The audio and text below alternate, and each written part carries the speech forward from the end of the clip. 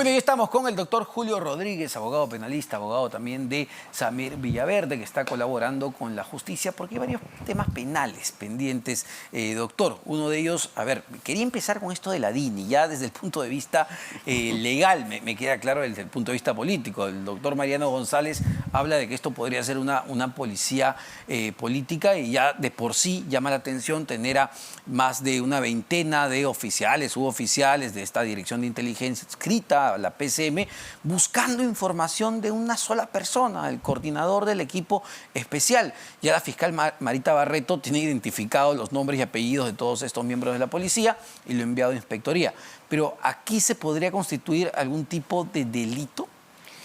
A ver, lo primero que hay que resaltar es que la función de la DINI no está para ser empleada como un órgano de persecución del Estado hacia aquellos que entiende pueden ser sus rivales políticos. Distinto es que este tipo de organismo lo que haga es hacer inteligencia para algún tipo de maniobra en contra de los intereses propios de la nación, es decir, algún atentado terrorista, alguna banda organizada criminal que quiera realizar algún tipo de disturbio o eventualmente algún atentado contra una autoridad.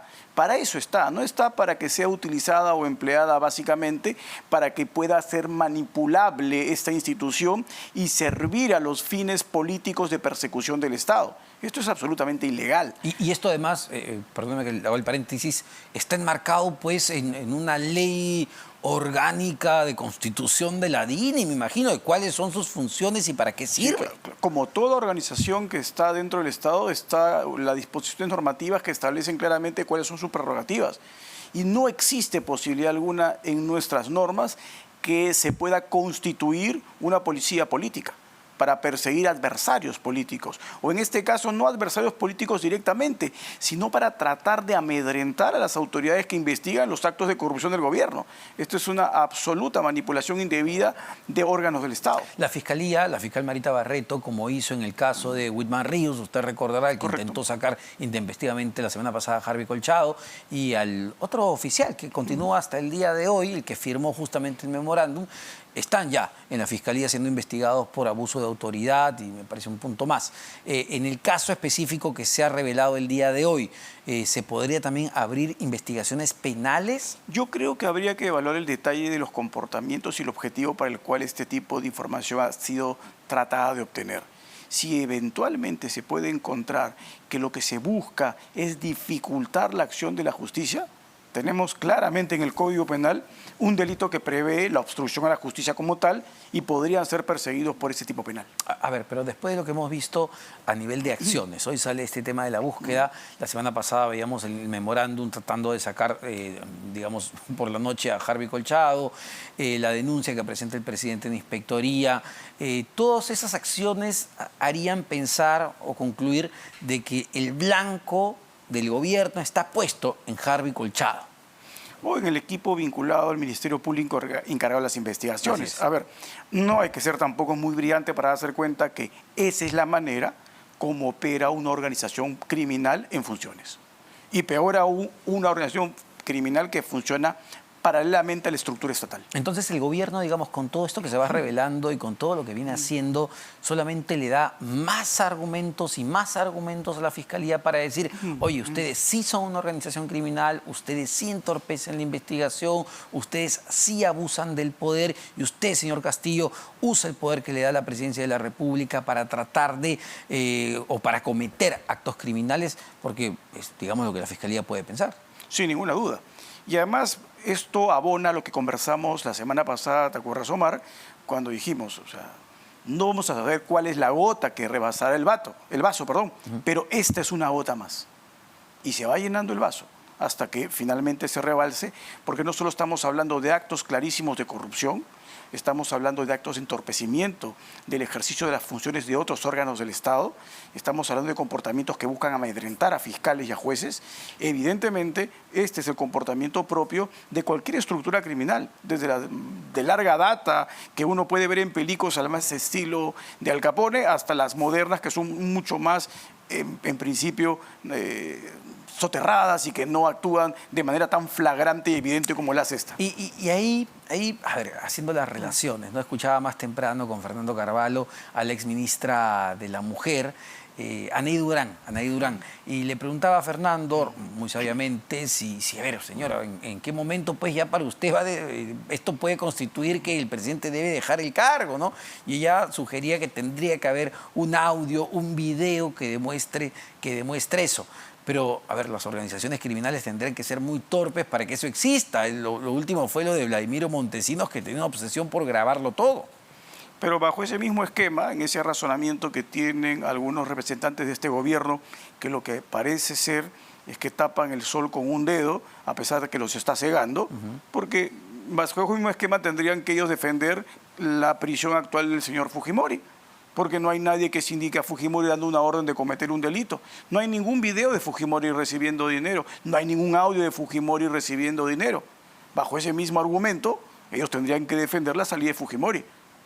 Es que son tan burdos para poder sustentar su posición que cae, pues, evidentemente en ridículo ya. Es decir, ya en la investigación penal lo que la Fiscalía tiene que demostrar no es necesariamente un video de Castillo recibiendo sobornos, sino, me imagino, indicios razonables, contundentes y relaciones que te lleven finalmente a concluir eso. Claro, por eso es que la prueba por indicios es una prueba universalmente aceptada. Y los indicios concomitantes que van apuntando hacia un mismo lugar son, pero de sobra para condenar a alguien. Y ahí quería pasar al tema de Heiner Alvarado, ¿no? Porque el día de hoy ya el Poder Judicial, bueno, estaba previsto su defensa, el doctor Percy Panaqués se decidió allanar al pedido de 36 meses de impedimento de salida del país. El Poder Judicial dijo, muy bien, Heiner, tú no puedes salir del país. Entiendo que ha entregado ya su pasaporte y hay un tema ahí interesante con su contratación. Pero antes de pasar a eso, el doctor Ipanaqué esta semana también me decía, pero de Heiner no hay ni un solo audio, no hay ni un solo video, no hay nada. Y claro, pero de Heiner Alvarado estábamos hablando que existe el decreto de urgencia que él mismo firma para financiar esas obras que luego colaboradores han dicho que fueron obras que se entregaron a dedo. Claro. ¿Eso no es un indicio razonable? Es más que un indicio razonable. Recuerde usted, lo dice San Martín en su manual de Derecho Procesal Penal. Me basta un indicio para condenar. Un indicio que tenga la fortaleza suficiente para poder quebrantar la presunción de inocencia. Y acá no tenemos uno. Acá tenemos un cúmulo de indicios, no solo para este exministro, sino para los demás también. O sea, no podemos nuevamente tratar de ocultar debajo de la alfombra todos los actos ilegales y de corrupción que este gobierno en cada momento nos hace de conocimiento público. Ahora, ¿y esto qué sucedió? ¿No? Está bien, no va a poder salir del país, pero el hecho de presentar un día antes un contrato firmado con una empresa que se vio beneficiada por justamente el decreto que él firmó en uno de los distritos cuestionados por las obras a dedo. Y porque además los colaboradores que han declarado respecto a este tema han sido bien contundentes. Esa es la forma de pagarle a esas empresas que dieron el aporte durante la campaña. O sea, el círculo se cierra perfectamente. Pero creo yo que volvemos a lo que comentamos al inicio. La torpeza intelectual es profunda. O sea, ¿cómo me va a contratar la misma empresa beneficiada? O sea, esto no tiene mayor tipo de razonabilidad. Pero su abogado no está para eso, para decirle, oye, Heiner, pues, no sé, que te contrate un restaurante si quieres, pero no la empresa contratista. Lo puede contratar la empresa de su primo, de su hermano, de su papá o de su tío, sería mucho mejor que la contrate una empresa que ha recibido una obra ilegalmente. Ahora, este acto, o el acto el fin de semana pasado, el sábado, de querer deshacerse de la seguridad, y el propio abogado de Ipanaqué nos decía, porque tenía la sospecha que uno de los miembros de la seguridad del Estado es el que filtraba información. Entonces ya, pero quien nada debe, nada teme, ¿no? Entonces incluso estaban pidiendo su cambio. Estos actos ¿pueden servir o pueden ayudar al fiscal si es que pide una prisión preventiva para Heiner Alvarado? Evidentemente son nuevos hechos que la Fiscalía en su oportunidad puede valorar para en su momento decidir si es que el utilizar este argumento no sustentado, porque puede estar sustentado y tendría su razón, pero si no está sustentado el argumento de que ese miembro de la seguridad resultaba ser una persona que filtraba información que tendría que estar vinculada esa filtración a algún medio de comunicación, porque si le da la información a su comando es lo que tiene que hacer, tiene que reportar a su comando, esa es su función. Pero si no hay una denuncia contundente así, se trataría más o menos de utilizar la misma modalidad que ya Silva empleó para tratar de eludir a los resguardos y tratar de fugar del país. A ello se agrega lo que usted acaba de decir, Omar, que es contundente. ¿Cómo es posible que este personaje, exministro, se le ocurra utilizar una contratación de una empresa vinculada ilegalmente a estos hechos? Todo ello la Fiscalía lo va a poder estructurar en su momento para poder establecer la existencia de riesgo procesal, pero también a su vez para poder vincular esos actos de corrupción con este exministro. Ahora, es probable, ya desde su punto de vista, de lo que hemos visto estos días, porque también podríamos decir, digamos, poniéndonos del lado de la defensa de Heiner Alvarado, podríamos decir que, bueno, entregó el pasaporte, ha acudido a todas las citaciones, está declarando, está tratando de colaborar con la justicia. ¿Qué sentido tendría que el Ministerio Público le pida una prisión preventiva? ¿Usted cómo ve? ¿Ve probable que se lo pidan o más bien que no se lo pidan? Es que eso va a depender muchísimo, en primer lugar, de lo que el Ministerio Público tenga. ¿Qué es lo que tiene respecto a él? ¿Qué información tiene? Tendría que verificar qué comportamientos él está teniendo con el Ministerio Público. Nosotros hemos conocido lo que públicamente se ha revelado en una audiencia. No sabemos todo el acervo probatorio que el Ministerio Público tiene, obviamente de manera reservada. Si es que esa información evidencia por notas de inteligencia que esta intención de dejar sin efecto la seguridad que tenía, entre otros comportamientos, estarían vinculados a una posibilidad de fuga, obviamente la medida coercitiva de carácter personal es mutable. Si las circunstancias se modifican, obviamente la medida también tiene que correr la misma suerte. Ojo, a favor y en contra, si la prisión preventiva pierde contundencia porque se debilitan los elementos que la fundamentaron, el juez tendría que dejarla sin efecto. Va a ambos lados. Porque, a ver, uno diría también, haciendo la comparación de los personajes, digamos, en esta supuesta organización criminal que ha tejido o que presupone el Ministerio Público, José Nendín Medina, el alcalde de Anguía, quien sería uno de los cabecillas o lugartenientes, según el Ministerio Público, está con una prisión preventiva de 30 meses. Porque el otro lugarteniente, que es Heiner Alvarado, según el propio Ministerio Público, también no tendría que estar con una prisión preventiva.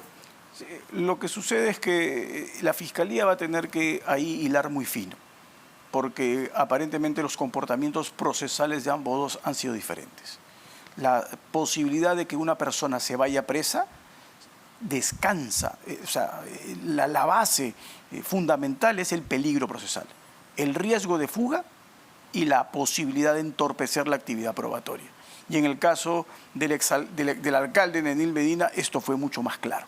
En el caso de Heiner Alvarado, todavía no se conoce información que permita llevar a la Fiscalía a que ese tipo de accionar es demasiado riesgoso para que permanezca en libertad. Ahora, doctor, hay otro tema vinculado a Heiner Alvarado, pero en realidad a este grupo conocido como los chiclayanos, que según ya varios testimonios de colaboradores eficaces sí existen, que lo constituían Alejandro Sánchez Sánchez, el dueño de la Casa Zarratea, José Nendín Medina, que está hoy preso, y Abel Cabrera, que fue quien designó justamente a Heiner Alvarado. Hay un empresario, Jover Guevara Martínez, cercano justamente, ha llegado a este grupo de los chiclayanos, que ha ganado una serie de licitaciones increíbles, como 30 y pico, por más de 15 millones de soles en este gobierno. Y no es el único caso. Hace poco, lo conversamos, me parece, detuvieron a Daniel Obregón, que también financió la campaña del presidente de la República y que ganó contratos millonarios a dedo también en Anguía. Estos casos van quedando un poco en la periferia, pero son también claves en todo este tejido que se está formando. A ver, toda contratación con el Estado tiene una racionalidad, un objetivo, tiene una finalidad para el Estado, cubrir determinados servicios o bienes. Si es que estas empresas regularmente vienen trabajando con el Estado y no hace un año, sino hace 10, evidentemente su evolución en la contratación se mantiene más o menos razonable, con altos y bajos como cualquier empresa. es obvio que no sería una sorpresa que contraten en este gobierno. Lo extraño es lo que usted menciona, es decir, que empresas que nunca han contratado con el Estado o han contratado por montos extremadamente bajos, en este gobierno comiencen a dispararse de manera astronómica. Es allí cuando evidentemente la lupa la tiene que colocar la Fiscalía en esas empresas y obviamente en esos gerentes para poder establecer ya no solo el hecho de la contratación como tal, sino la ligazón que tienen a título personal los dueños de esas empresas, los representantes, con aquellos personajes políticos cuestionados que están realizando actividad ilegal en el gobierno. Por ejemplo, otra revelación que sale en este reportaje muy interesante, además de Américo Zambrano y Hildebrand en sus 13, cuando menciona lo de la DINI, sobre el papel de Alejandro Sánchez Sánchez, el dueño de la casa de Zarratea, y se confirma porque la revista se comunicó con el empresario. Sánchez Sánchez opera como una especie de intermediario entre el presidente de la República y el empresario o el dueño de una mina, que luego logra reunirse con el presidente de la República. Y efectivamente, el dueño de esta mina, no recuerdo el nombre, le dice sí. Hubo esa reunión, se produjo, me parece que en Nueva York. Entonces vemos que estos personajes, ya los famosos chiclayanos, han tenido un rol preponderante y una influencia directa dentro del gobierno. Sí, no hay duda de eso. Ojo, ya hay colaboradores que lo han venido mencionando desde hace un buen tiempo. Esa información la Fiscalía la ha ido recibiendo en virtud de las delaciones premiadas. Pero no solo es esta información que se revela, sino lo que tú acabas de mencionar, la articulación de la organización. Como toda organización no tiene un brazo, acaba siendo un pulpo con múltiples brazos que van a permitir que siga actuando. Y como siempre, no importan los mandos medios, incluso los mandos bajos son los más fungibles, son los más intercambiables. Lo que importa es proteger las cabezas, porque las cabezas permiten que la organización siga operando. Y eso es lo que venimos viendo en estos momentos. Cambian ministros, ¿qué importa? Porque muchos de los ministros, como se dice en el argot español, son los hombres de paja. Detrás de los ministros hay personajes con muchísimo más poder. Tú has mencionado, entre otros, al señor Cabrera. Ahora, para terminar, doctor, lamentablemente el tiempo nos ha ganado, pero no quería irme sin este caso que tiene que ver con digamos, la serie anterior que vivíamos los peruanos, que es el caso Lavallato, y que tiene que ver con el señor José Graña y Montero, Graña Miro Quesada, perdón. A ver, ya el juez John Bernardino Pillaca, Valdés, del tercer juzgado de investigación preparatoria de la Corte Penal Nacional, se negó a homologar el acuerdo de colaboración eficaz que suscribieron en febrero la Fiscalía, el equipo Lavallato, justamente con Pepe Graña y Hernando Graña Acuña. ¿Esto qué significa? Entiendo que el juez ha dicho, yo no voy a homologar eso porque este pata tiene demasiados beneficios y no se va a comer cárcel, va a pagar apenas 5 millones de soles, de dólares, y los daños que ha hecho al Estado son tremendos. ¿Va por ese lado? Según la información revelada públicamente, va por ese lado. Y eso no evidencia otra cosa que lo que en su momento se cuestionó. Es que muchos de los beneficios que se fueron dando, en el caso de Lavallato, básicamente tuvieron un objetivo político también. No tuvieron un objetivo ligado a identificar la contundencia de los actos criminales, ni a sopesar el involucramiento de cada uno de los partícipes, ni morigerar las exigencias en virtud a la gravedad de los hechos. Usted lo ha dicho, Mar, los hechos fueron muy graves. Les han dado un montón de beneficios y lo que ha acabado diciendo el juez, según lo que se ha conocido públicamente, es que esos beneficios que ha recibido son desproporcionados a la información brindada. Porque eso es lo único que puede valorar el juez, si la información es o no eficaz. Y esa información lo será en la medida en que la misma no haya sido obtenido por otra fuente o porque exista una información que no lleve al núcleo de la imputación del Ministerio Público.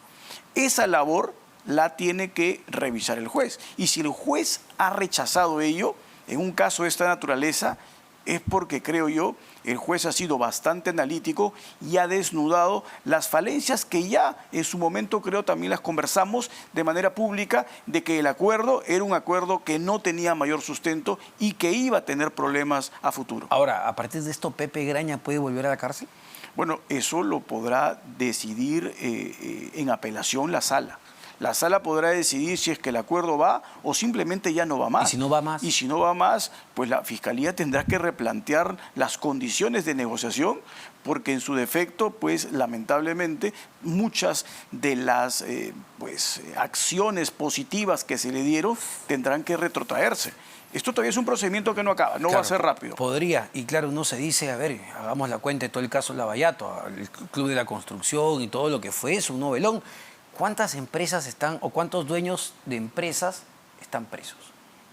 ¿Cuántos? Sí, no, ninguno. ¿No? Es la gran pregunta, porque donde hay corruptos, hay corruptores, pues, ¿no? Pero mire usted, Omar, porque el análisis histórico a veces para algunos resulta aburrido, pero no lo es importantísimo. Si nos hacemos la misma pregunta en el año 2002, la pregunta es, ¿cuántos empresarios estaban presos por el caso Fujimori y Montesinos? Habían bastantes, ¿no? Miembros de las Fuerzas Armadas, del Congreso de la República, etcétera.